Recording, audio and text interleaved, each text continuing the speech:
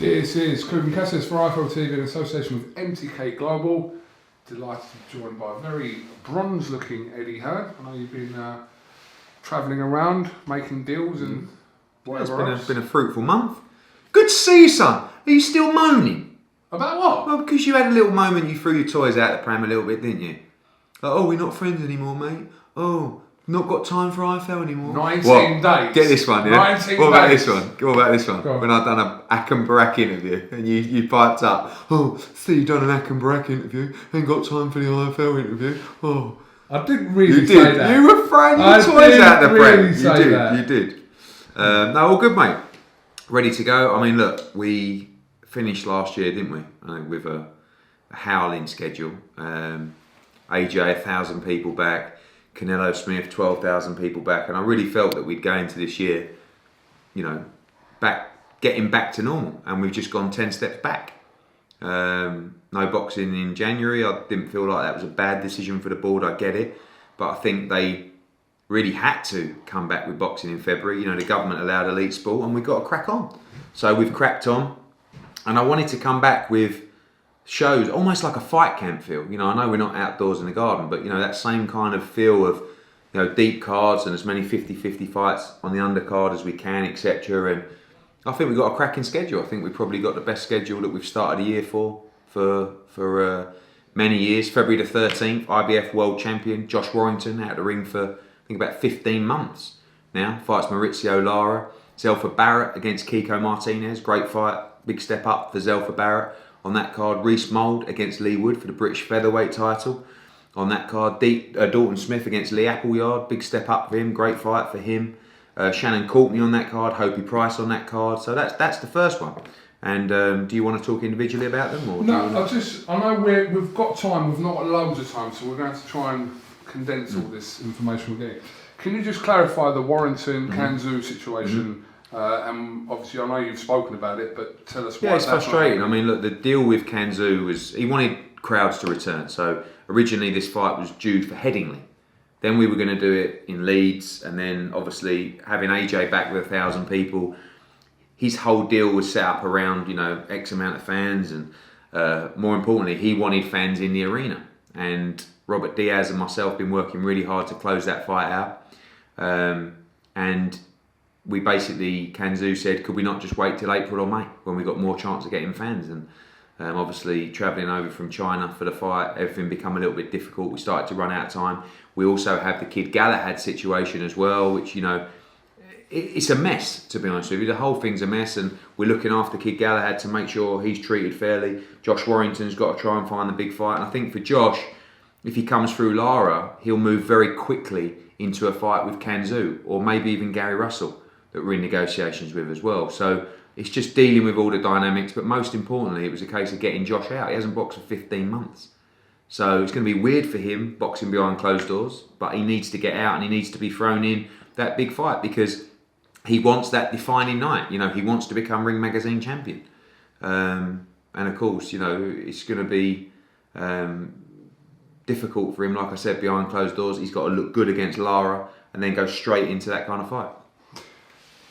I understand Shannon Courtney will not be rematching Rachel Ball on that card. Can you explain that situation? Yes, so Shannon Courtney, well, we'll get into that, but Shannon Courtney was due to fight Rachel Ball for the WBA Bantamweight Championship on that card.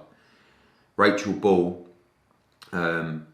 wasn't ready for that date. She had an illness. So that fight takes place on April the 10th, confirmed. So Rachel Ball against Shannon Courtney for the WBA World Bantamweight Championship on the April 10th Conor Benn card. And Shannon Courtney will run out on February the 13th. She's been training hard. She's trained all over Christmas. She's ready to go. So she'll have a 6-round fight on February the 13th and she'll fight Rachel Ball for the world title on April 10th. Okay. Right, let's move from Feb 13th to... Feb 20. 20? Yeah. I mean, I love this fight. David Abanesian against Will Josh it finally Kelly. happen? Yes, it will happen. And it will happen because obviously Abanesian wants this fight bad, but Josh Kelly wants this fight bad, and so does Adam Booth. But everyone understands no one can move on till this fight is over. 3 postponements or whatever it's been. Feb 20, this fight happens. This is a fucking brilliant fight. Shit. This is a brilliant fight. Is your watch okay? No. This is a brilliant fight. Brilliant fight. We find out everything we need to know about Josh Kelly in this fight. Anthony Fowler returns against Jorge Fortera. One of my favourite fights of the schedule, Ryland Charlton against Florian Marku. Just absolutely loved that fight. Romford Ball, Johnny Fisher makes his pro debut. Robbie Davies Jr. set to fight on that card as well. Love the card, but for me, of all the fights, and I know obviously we've got a huge run to talk about on March 6th, I just love this fight. I love this fight. I can't wait. Okay. I can't wait for the needle in the bubble as well, to be fair. Neil Marsh, Carl Greaves, Adam Booth, that whole mix. It's going to be double lively. Right, we move from the 20th to March 6th. It's the big one. pay-per-view. Pay-per-view, baby. Whyte-Povetkin, the rescheduled November fight. A lot of people said too early for Dillian Whyte. He didn't think so, but now we get that fight March 6th. How big is that fight for Dillian Whyte? Huge.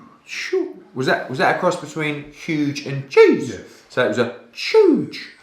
So basically, that fight is everything.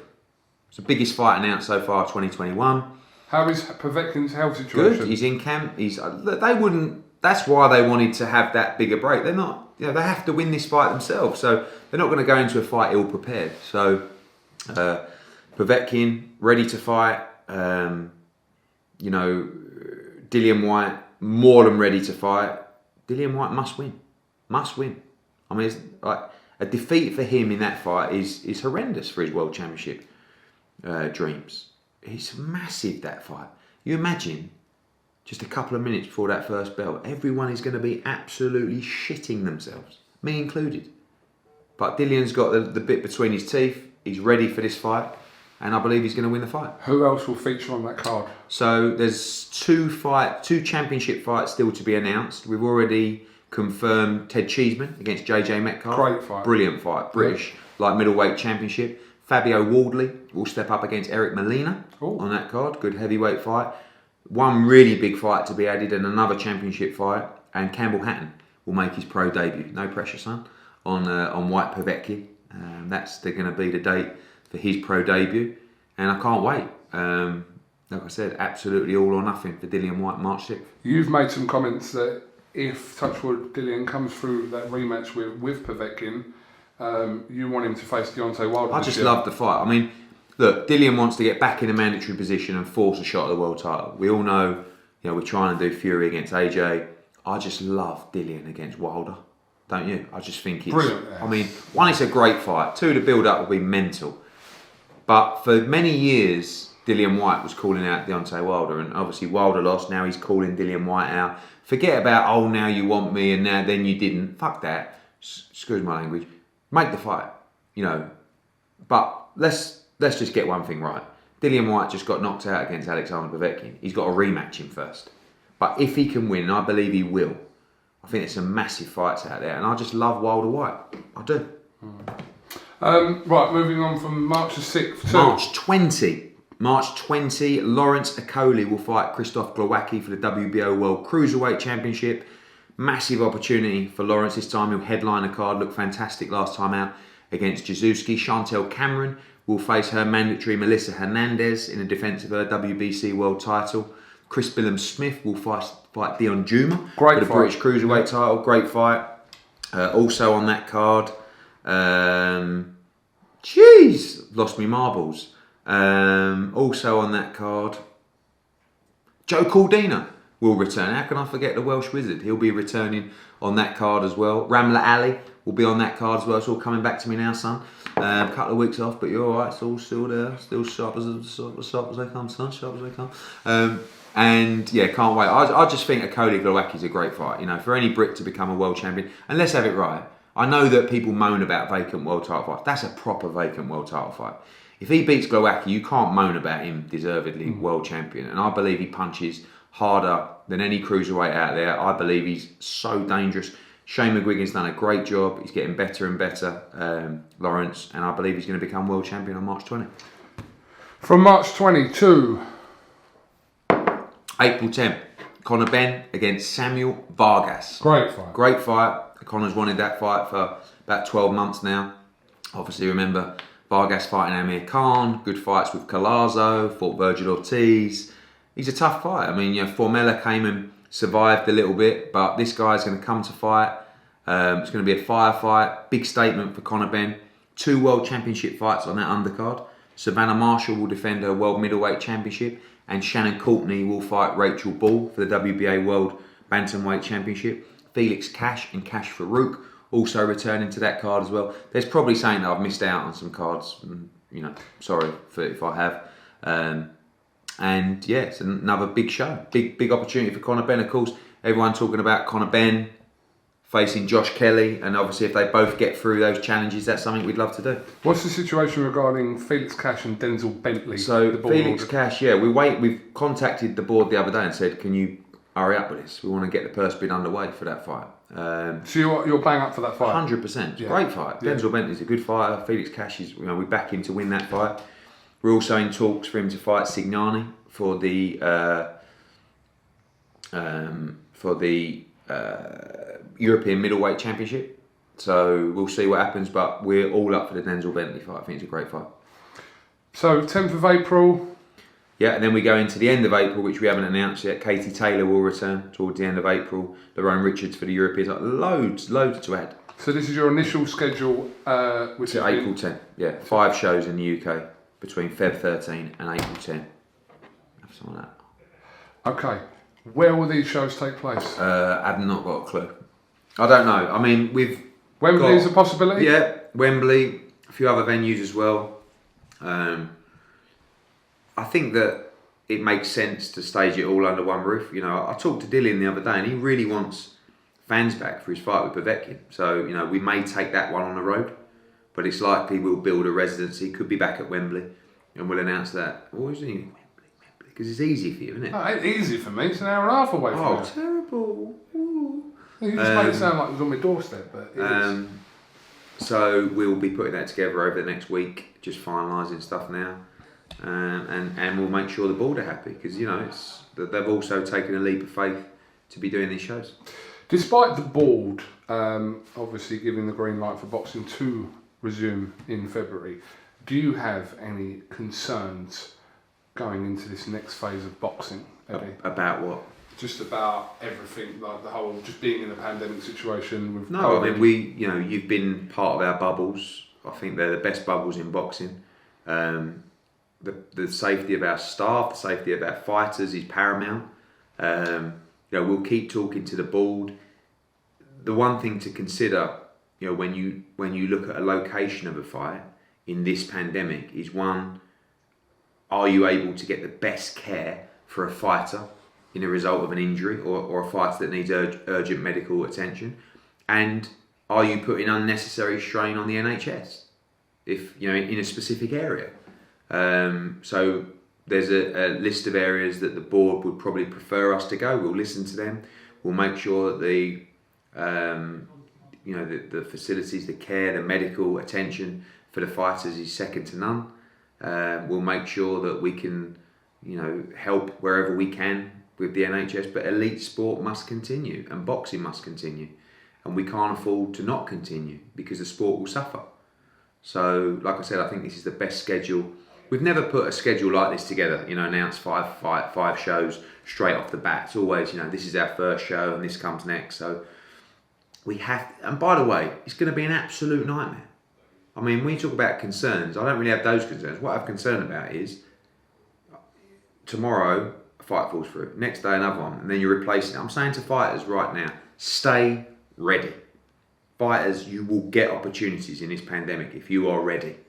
And you saw yesterday, I think it was Kovalev failed a drugs test, and yeah, what did you think about that? I don't really know enough about it. He's failed a drugs test, fights off, and then Rakhimov tested positive against Jojo Diaz. 2 shows just thrown into doubt, and this is how it's going to be. I spoke to Robert Diaz, as I said, and we all thought that we were over the worst. The worst is just coming now in terms of the logistics of doing shows. But what are you going to do about it? Are you going to sit home and moan, or are you going to fucking roll your sleeves up and get stuck in? The latter. That's what we're going to do about it. And you go through the disappointments. You wake up to the bad news. You solve the bad news. You overcome that. You know, that's how things are going to be over the next few months. But we've got no choice because otherwise the sport stops. And we're not having that, are we, son? No, absolutely not, Edward. I allowed it, are we, son? No, mate! Well, Hey! Eddie, was you surprised about the Kovalev situation? What, in failing drugs test? Yes. Yeah, well, yeah. I mean, it was a good fight. I was looking forward to it, actually. But with Kovalev, it was quite weird because I messaged someone a day before. Actually looked like I had some inside information. And I said, because they moved the fight from Russia to America. And I said, do you think this fight will happen? And they went, yeah, why? Do you not? And then the next day that happened, and they texted me last night going, how do you know that? I said, I didn't. But with Kovalev, anything can happen, can't it? I didn't expect this to happen, but yeah, you know, it is what it is. Can you clarify the situation with Estrada and Chocolatito? Yeah, weird.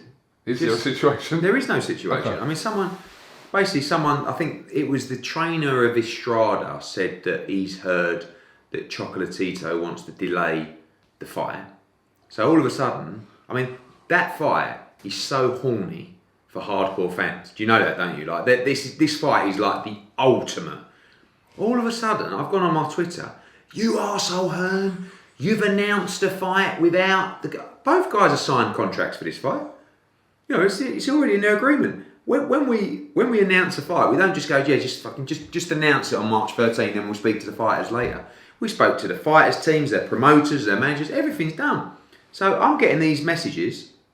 I'm going back to Zanfa and Mr. Honda, you know, Tekken, and said, what's going on? And they said, no, he's going to camp on Monday. He's in Mexico going to camp. It's 8 weeks away. We're all good.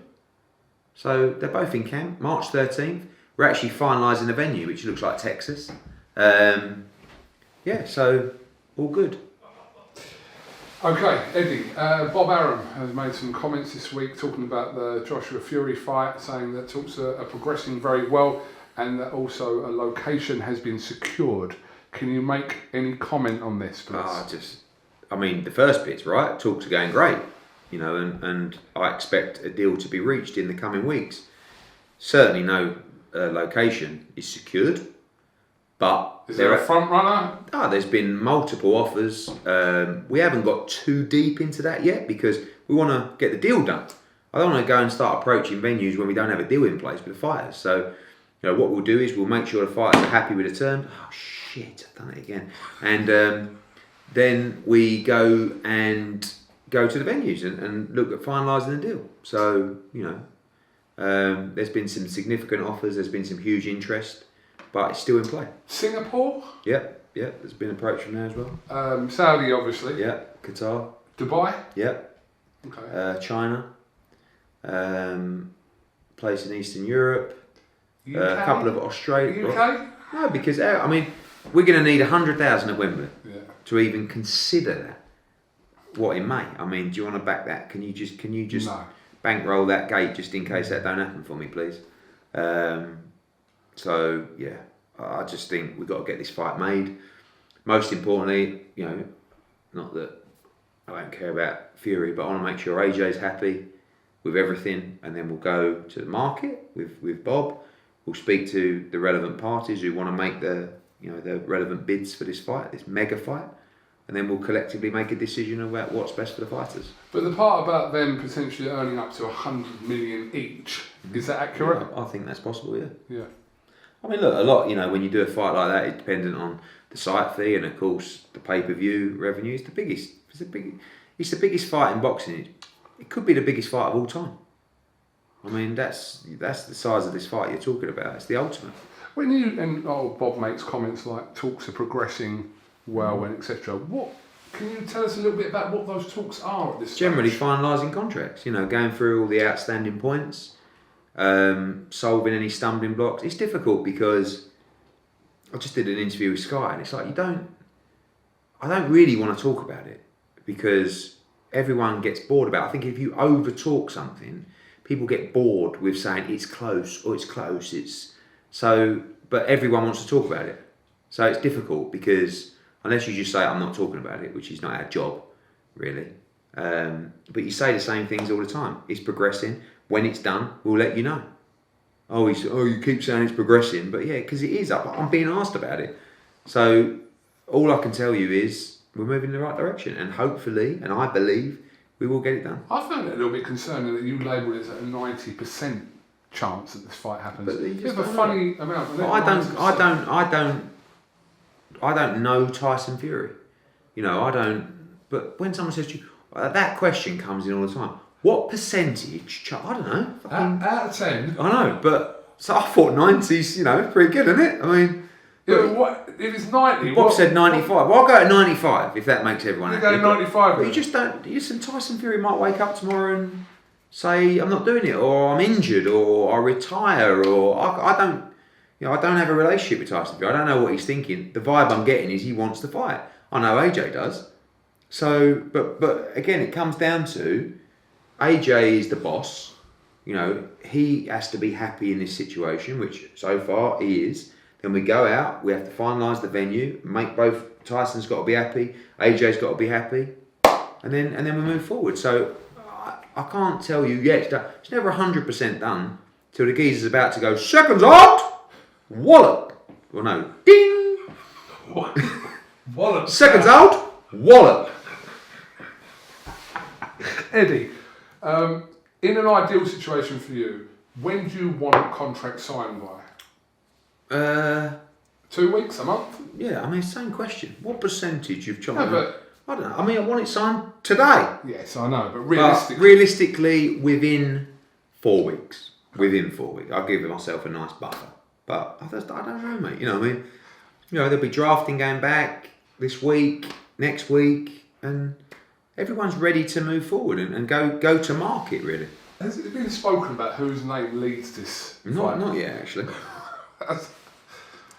That needs one of them. That might be the 10%. You know what I mean? But in that, I don't know. It hasn't yet felt like it's that kind of. It's not. Do you know what I mean? What that feeling that you get that the fight? I'm not going. No, I'm not. No, if I don't get that, the fight's off. I've been there before. I remember when Scott Quigg boxed Carl Frampton. Fuck me, and it was like, I'll get first choice change rooms. Was that the fight where you held out a check, the big check? Yeah, it wasn't a big check. It was a small check. Oh, I thought you had the big. Yeah, but you had a big check. Yeah, but did I get the fight, mate? Yes. Yeah. So why are you piping up? I'm not. I'm just saying the stuff you used to do with those people. Well, here it is. Look at that. Look. Fucking look at that. Look. I swear you offered Deontay Wilder like $5 million on one of these interviews once to take a fight. Probably. Okay. We've had some fun though, haven't we? Absolutely. Okay, WBO situation, Edward. With what? With Usyk. What is the latest with that? The latest. We know what you've said that you want to happen. You want them to fight for the interim. I think in an ideal scenario, the WBO would say, of course, we will sanction the undisputed fight. It's the biggest fight in boxing. And in the meantime, we will make the next two available for the interim world title. And the winner of that fight has to fight them. And if they don't, then the winner of the interim world title will become world heavyweight champion. But I think Usyk loves boxing. I think Usyk sees the value of an undisputed champion. He won't want to be the guy that stops that fight from becoming undisputed. But we can't just disrespect Usyk and say, oh yeah, don't worry about it. I mean, in his situation, he'll be looking for a step aside. But if and he needs to be happy with a resolution. But at the same time, the sport needs this fight. So I'm looking to speak with Usyk and Alex Krasuk and try and find a resolution. It's difficult because you got Usyk fighting Joe Joyce. We wouldn't be able to agree a deal with those guys. Or I wouldn't be able to agree a deal with Joe Joyce because it'll end up going at purse bids, which I think is great for both fighters because there'll be a nice bid up on that fight. But Usyk is in a strong position and he's got to be happy. I think it's just not a case of, sorry Alex, this is happening and we'll speak to you later. And I don't think the WBO as keen as they are for the fight, and you know everyone's desperate for the fight, they'll want to make sure that you know he has rights in this situation. Eddie, moving on, what did you make of Chris Eubank signing up with the Sauerlands? And also, there's been a lot of talk about him. I mean, speaking about him fighting Kell Brook, and Yeah, I threw that. I just always, you know, remember with the Golovkin stuff, and you know, I always felt that those two would be an interesting fight. So I had a good chat with Calla the other day, and we were talking about options. You know, what fights do we have? You know, obviously Golovkin and etc. for Eubank, and I just threw Kell Brook into the mix because there's a bit of spite there. You know, a bit of history. Obviously, there's a 2 division difference, but Kell's been up, you know, at 154 and once at 160. I don't know. Did you mention Billy Joe for Chris yet? Or not? No, that's not a fight right now that is of interest. Billy Joe needs that defining fight, you know, and for me, that's Canelo Alvarez. Demetrius Andrade has been ordered to fight Liam Williams. Actually, just received a letter today. Oh, it is? Yeah. So there's a purse bid, I think, 15 days' time. So really, we need to make the Canelo Alvarez fight for Billy Joe.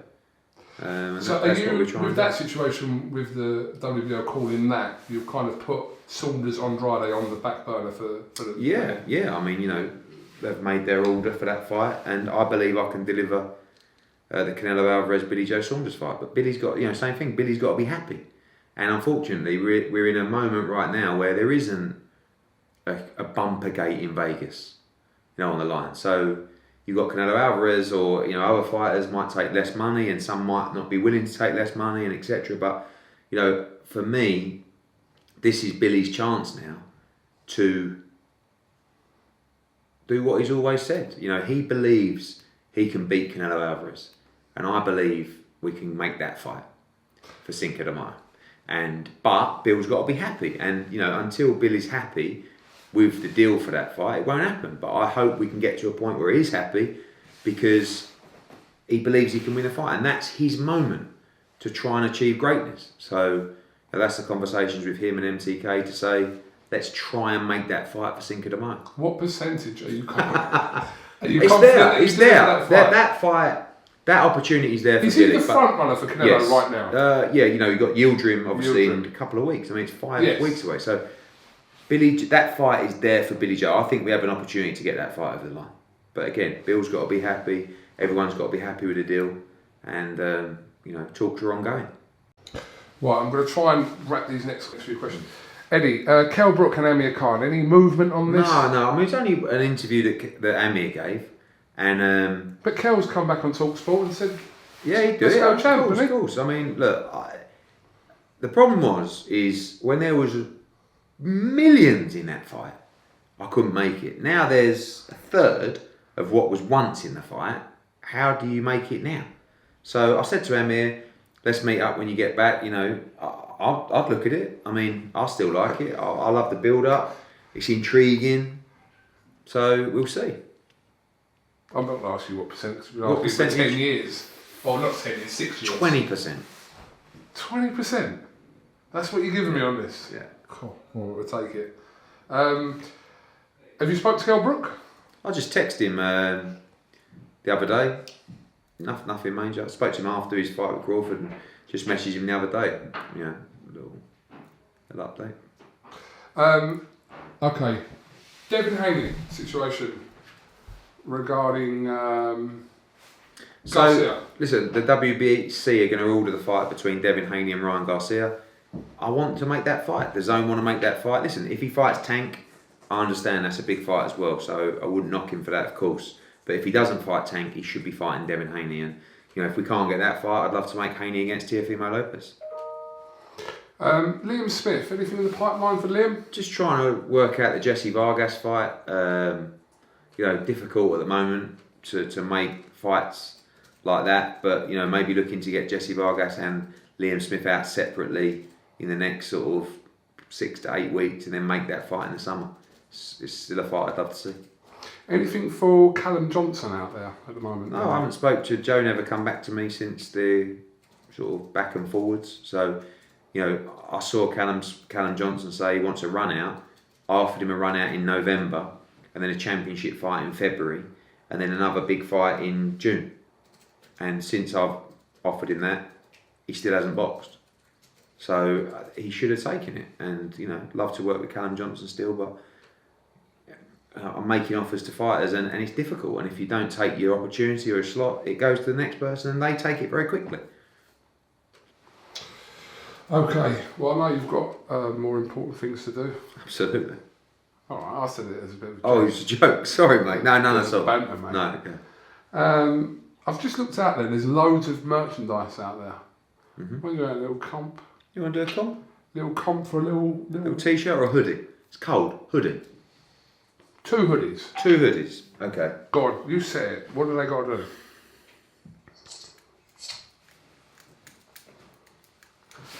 While you think of this, Callas Allen said to me that they're not looking at Filip Hrgovic and Michael Hunter anymore. They're looking at Bacoli. Correct. So when will that go on? That will go early April, hopefully. I mean, certainly in April. There's going to be a big show middle end of April that we're working on, and that will be a fantastic fight for it. Hoodies.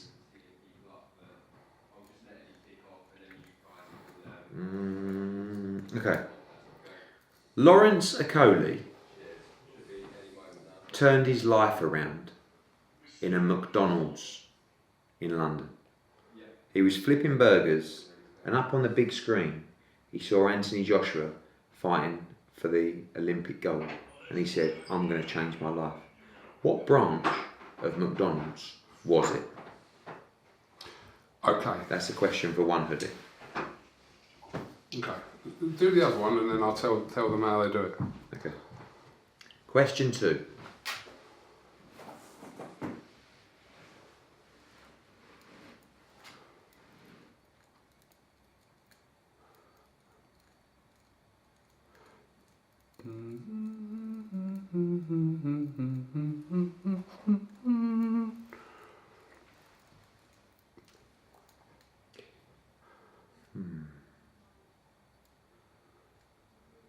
Got any ideas? No, mate. Because I didn't know I had to...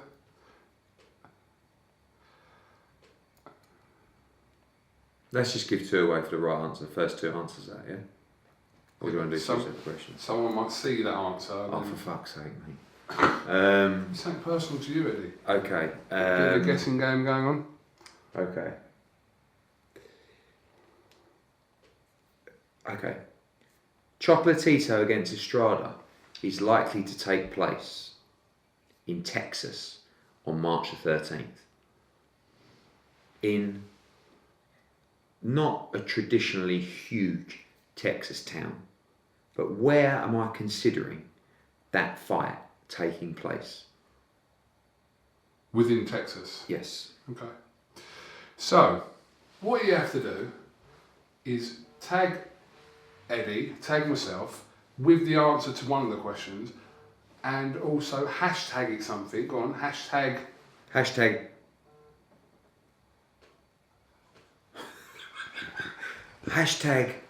hoodie... Goodie. Hashtag hoodie goodie. Hoodie? Hoodie. What? Hashtag hoodie goodies. Hoodie goodie. No, hoodie goodies. Hoodie goodies. HOODIESGOODIES. Okay. Hashtag hoodie goodies. With your answer. The first one on okay, well you can monitor yeah, yeah, great.